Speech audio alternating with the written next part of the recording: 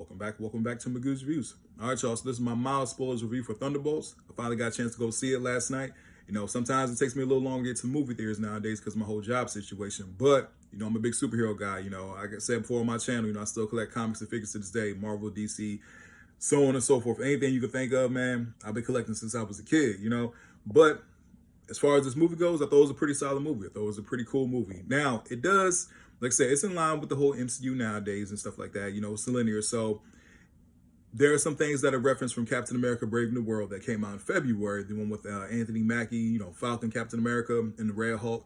There were certain things that were, hinted at and they talked about in this movie. So it definitely does take place within the MCU currently. You know what I mean? So overall, man, like I said, positives. I will say this. I thought the cast was pretty good. Though it was a pretty good cast, Yelena,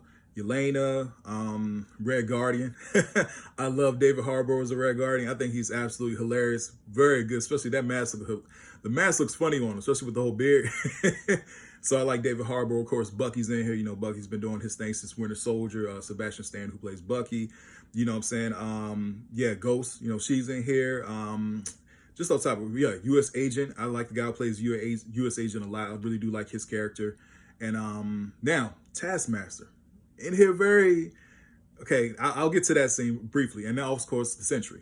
The guy who played the Sentry, he's pretty solid in here as well. You know what I mean? So overall, I thought the cast of the film did a really good job.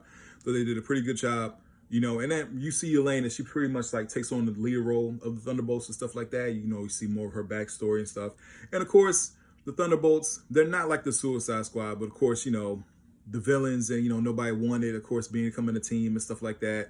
And it leads into something towards the end as far as their name. But so far, they're the Thunderbolts. You see them, you see Lena has to go do a mission and, she runs into U.S. Agent. The U.S. Agent runs into Ghost and a Taskmaster. Next thing you know, they're all fighting each other. Come to find out, it was Valentina that set them up to take them out, because they were all doing missions for her at certain points and stuff like that. No, like I said, mild spoilers. I'm not going to spoil the whole movie, but the Sentry, Bob, he's actually in there as well. So you start to see a little bit of things and how, they play out how Valentina's pulling the strings behind the scenes, especially with her being up, up in the high offices and stuff like that. But overall, like I said, that was pretty cool how they did that. And it was a really nice fight scene between all of them as they're like, well, I'm not here for you. Well, I'm here for you. That kind of thing. Like, we've seen it before, but they pulled it off pretty well. Now, here's something that I was like, oh, snap. Yeah, Taskmaster. They took Taskmaster out, like, in that fight scene. I can't remember who shot her. I want to say Yelena shot her in the head, but I was like, oh, that's what we doing.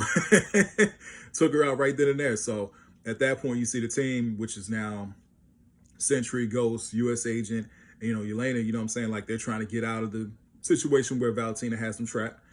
And, they're working as a team. And then actually, you see Bob use his powers and stuff like that. Because one thing about the Sentry in the comics, if you guys know, the Sentry is extremely powerful. The Sentry is very, very powerful, man. He's up there with Hulk, Thor. I mean, he's top notch, as far as power-wise. But the Sentry is a head case, bro. I remember when they brought the Sentry out. The Sentry is a head case, a mental head case, because he has to deal with the whole Void situation. Now, I don't know where they're at with it right now as far as in the comic books and how he's dealing with that.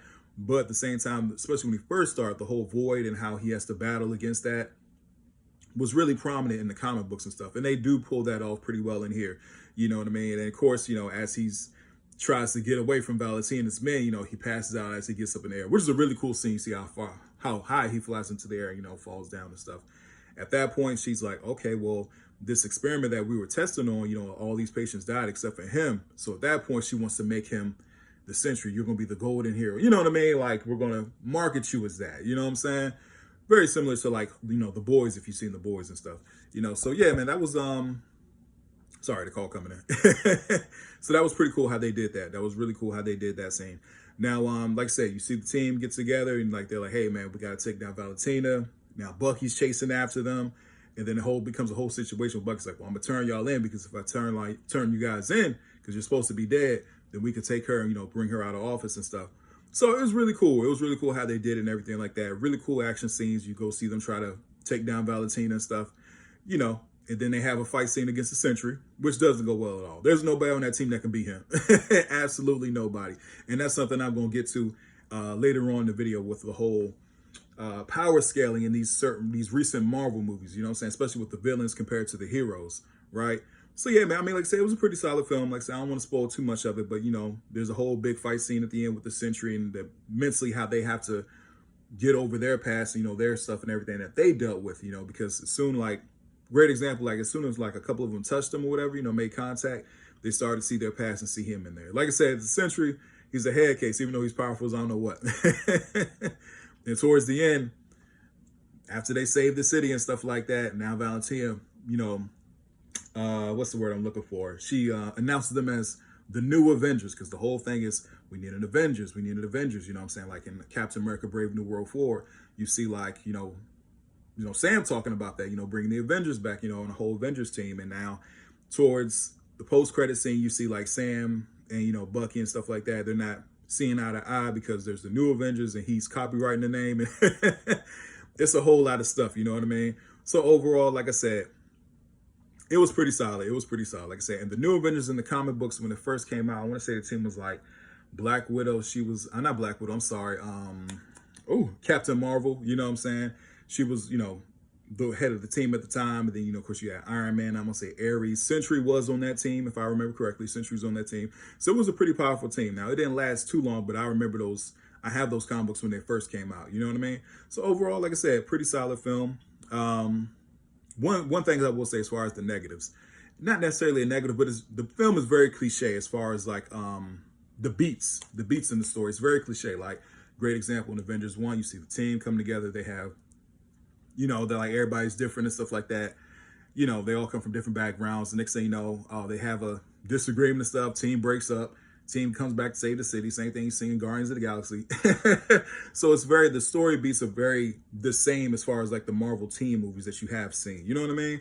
As far as the humor was funny at times. You know what I'm saying? It wasn't, there was sometimes they were just doing that Marvel thing, you know what I'm saying, where somebody says something, it's like, all right, man, it's like, we claiming, we talking jokes right now. Like, so sometimes that stuff is funny. Sometimes it's hit or miss for me. You know what I mean? It's hit or miss. But like I said, comedy, hey, everybody has the different levels of comedy. But for me, that's hit or miss. So the comedy was all right. Action-wise, I thought the action was pretty solid. You know what I mean? There were certain things I kind of laughed at, as far as like, there's a great scene where Bob is trying to fight the Void at the end. You see Elena run after him and she's like flipping and, dodging everything. I mean, it's funny, but you could tell like the CGI and stuff like that. But overall, like I said, pretty solid film, man. As far as, do I like it more than Captain America Brave New World? I would say yes. I think I like it a little bit more than Captain America Brave New World. But Captain America Brave, I put it like this. I think Captain America Brave New World's action scenes were better. I thought the final scene with the Red Hulk, I enjoyed that more than the scene with the Sentry, when they fought him at the end and stuff like that. So yeah, as far as that, I would say, as far as the film with the team dynamic and how different they are, I did enjoy that. But as far as the action scenes, I thought Captain America Brave New World was a little bit better, if I'm being honest with you guys. So yeah, overall, man, like I said, pretty solid film.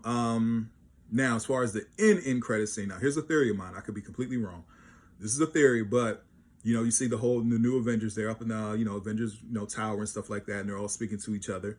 And then they see like, oh, there's a ship coming in space and stuff like that. There's a ship in Earth's atmosphere or whatever coming down. And as you see the ship, you see the four on it. Fantastic Four. We all know Fantastic Four is coming out in July. Now, here's the thing. Fantastic Four, if you look at the, the trailers, you have seen the trailers, it takes place in the 60s.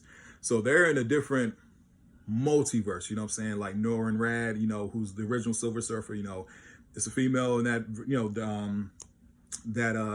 that world that they're in and stuff like that. And it takes place in the 60s because that's what I'm saying. Even though the Fantastic Four came out in 61, it's kind of weird that they're not in the current MCU because that would make them much older, right?